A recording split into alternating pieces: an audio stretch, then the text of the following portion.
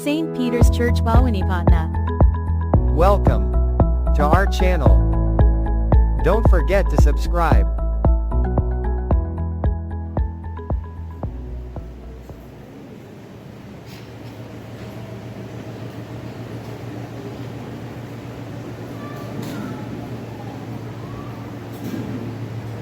दीप हे जगतर ज्योति पिता परमेश्वर ଏହି ଦୀପ ତୁମ ନିକଟରେ ଅର୍ପଣ କରି ଆମ୍ଭେମାନେ ଆମ ମଣ୍ଡଳୀ ତଥା ସମସ୍ତ ପରିବାର ନିମନ୍ତେ ପ୍ରାର୍ଥନା କରୁଛୁ।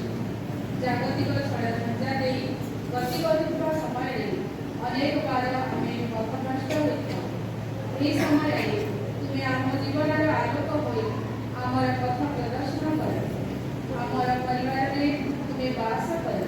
ଆମ ମଧ୍ୟରେ ଏକତା ଓ ବୁଝାମଣା ବୃଦ୍ଧି କର।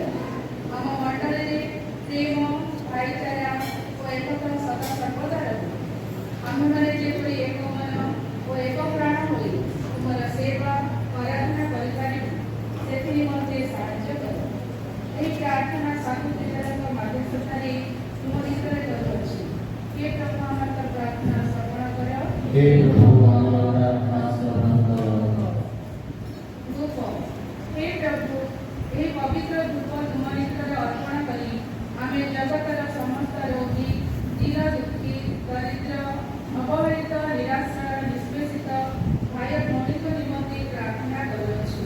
ସେମାନଙ୍କ କଷ୍ଟ ଏକାକୀପଣ ରୋଗ ଅଭାବ ଦୂର କରି ତୁମେ ତାହାଙ୍କୁ ଆଶ୍ରୟ ଶକ୍ତି ଓ ସାନ୍ତ୍ୱନା ଦିଅ। ସେମାନଙ୍କ ଦୁଃଖ ଭୟ ଓ ଚିନ୍ତା ଦୂର କର ଏବଂ ତୁମର ଶାନ୍ତି ଓ ଆନନ୍ଦରେ ପୂର୍ଣ୍ଣ କର।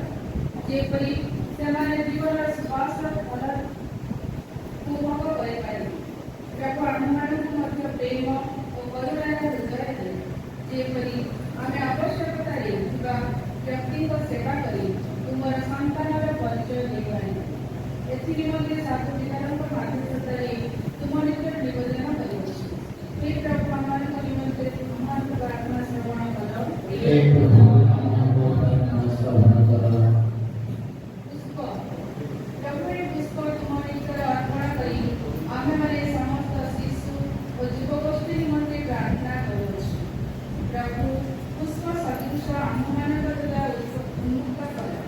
ଯେପରି ଆମେ ତୁମକୁ ଚିହ୍ନିପାରିବୁ ଏବଂ ତୁମର ଜଣେ ଜଣେ ଅନୁସରଣକାରୀ ହୋଇପାରିବୁ। ପ୍ରଭୁ ଉତ୍ତମ ବୁଦ୍ଧି ଜ୍ଞାନ ଦୟା କ୍ଷମା ନ୍ୟାୟ ଇତ୍ୟାଦି ଗୁଣ ଚରିତ୍ରରେ ଆମ୍ଭମାନଙ୍କୁ ପରିପୂର୍ଣ୍ଣ କର। ଆମ୍ଭମାନଙ୍କୁ ଉତ୍ତମ ସ୍ୱାସ୍ଥ୍ୟ ଓ ସୁରକ୍ଷା ପ୍ରଦାନ କର। ଅନୁଗ୍ରହ କର ଯେପରି ଆମ୍ଭେମାନେ ଜାଗତିକ ପରୀକ୍ଷା ପ୍ରଲୋଭନରୁ ରକ୍ଷା ପାଇବୁ ଏବଂ ଯୋଗ୍ୟତା ଅନୁସାରେ କର୍ମ ସଂସ୍ଥାନ ପ୍ରାପ୍ତ କରିବୁ। ପ୍ରଭୁ ଆମମାନଙ୍କ ସକଳ ଚିନ୍ତା ବାକ୍ୟ ଓ କାର୍ଯ୍ୟ ଯେପରି ତୁମର ପ୍ରଶଂସା ଓ ଗୌରବ ନିମନ୍ତେ ସେଥିପ୍ରତି ଦୟା କର। ଏହି ପ୍ରାର୍ଥନା ସାଧୁ ପିତାଙ୍କ ମଧ୍ୟସ୍ଥତାରେ ତୁମ ନିକଟରେ କରୁଅଛୁ। ହେ ପ୍ରଭୁ ଆମମାନଙ୍କ ପ୍ରାର୍ଥନା ଶ୍ରବଣ କର। हे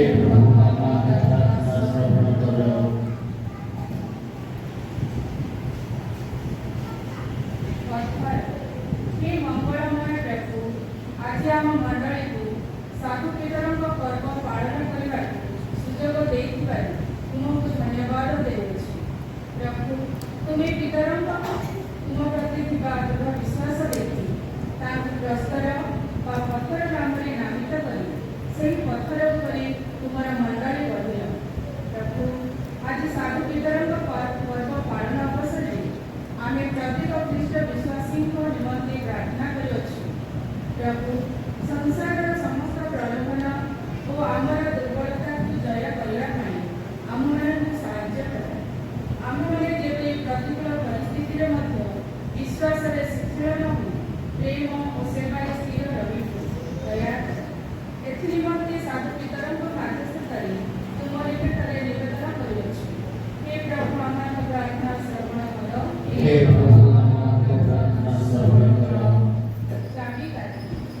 हे प्रभु यीशु तुम्हें साधु पितरଙ୍କୁ स्वर्ग राज्यर चाबी प्रदान କରି ତୁମେ ତାଙ୍କୁ ସ୍ୱର୍ଗ ତଥା ପୃଥିବୀର କ୍ଷମତା ଦେଇଥିଲ।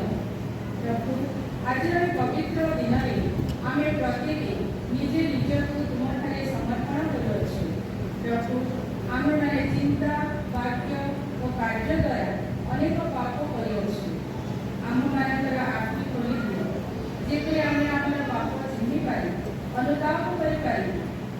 ପବିତ୍ର ଜୀବନଯାପନ କରିବାକୁ ସମର୍ଥ ହେଉ।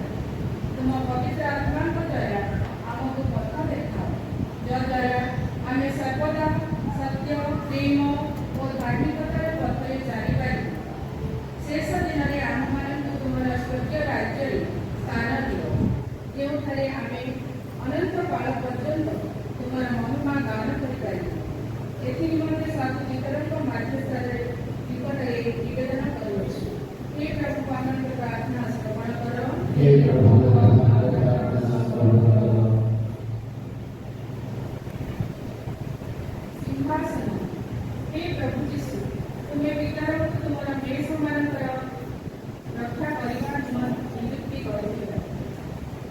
ଏହି ଅବସରରେ ଆମେ ଆମର ପୁଣ୍ୟ ପିତା ଦିଓ, ସମସ୍ତ ଧର୍ମାଧ୍ୟକ୍ଷ, ବିଶେଷ ଭାବରେ ଧର୍ମାଧ୍ୟକ୍ଷ ଅଗ୍ନିମା ସେନାପତି, ସମସ୍ତ ଯାଜକ ସେବାବଗ୍ନିଙ୍କୁ ତୁମଠାରେ ଉତ୍ସର୍ଗ କରି ପ୍ରାର୍ଥନା କରୁଛୁ। ପ୍ରଭୁ, ତୁମର ମେଷମାନଙ୍କର ସେବା, ଶିକ୍ଷା ଓ ପରିଚାଳନାରେ ନିଜକୁ ଉତ୍ସାହ କରିଅଛନ୍ତି। ସେମାନଙ୍କର ତ୍ୟାଗକୃତ ଜୀବନ ଯେପରି ଅନେକଙ୍କ ପାଇଁ ଆଲୋକର ମାର୍ଗ ହୋଇପାରିବ, ସେଥିପାଇଁ ଆଶୀର୍ବାଦ କର। ସେମାନଙ୍କୁ ତମ ସ୍ୱାସ୍ଥ୍ୟ ଓ ସୁରକ୍ଷା ପ୍ରଦାନ କର।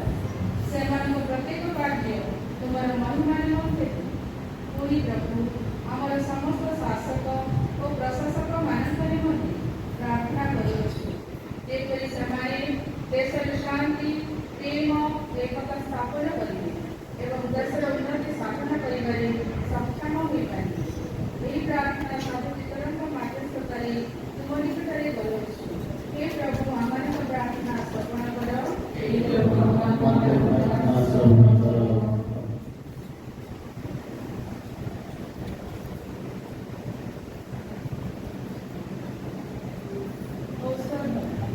हे प्रभु, हमारा परमेश्वर, तुम्हें आम जीवन उत्स और आमर महान चिकित्सा आज तुम्हारे यह औषध अर्पण कर प्रार्थना करुछु। प्रभु, तुम्हारा पवित्र आशीर्वाद यही औषध को परिपूर्ण कर, जेपरी ଯେଉଁମାନେ ଏହା ସେବନ କରିବେ ସେମାନଙ୍କ ଶରୀର, ମନ ଓ ଆତ୍ମା ସୁସ୍ଥତା, ଶକ୍ତି ଓ ଶାନ୍ତି ପାଇବେ। ପ୍ରଭୁ, ସମସ୍ତ ଡାକ୍ତର, ନର୍ସ, ଔଷଧ ପ୍ରସ୍ତୁତକାରୀ ଓ ସ୍ୱାସ୍ଥ୍ୟକର୍ମୀଙ୍କୁ ତୁମର ଜ୍ଞାନ ଓ କୃପାରେ ପରିଚାଳିତ କର, ଯେପରି ସେମାନେ ମାନବ ସେବା ନିଷ୍ଠାର ସହ କରିବେ। ଏହି ଔଷଧ ତୁମର ଆରୋଗ୍ୟଦାୟକ ସ୍ପର୍ଶର ଏକ ମାଧ୍ୟମ ହୁଏ। ଏହି ପ୍ରାର୍ଥନା ସାଧୁ ପିତରଙ୍କ ମାଧ୍ୟସ୍ଥତାରେ ତୁମ ନିକଟରେ ପ୍ରାର୍ଥନା କରୁଅଛୁ। हे प्रभु, हमको प्रार्थना श्रवण करो। हे प्रभु हमारी प्रार्थना श्रवण करो।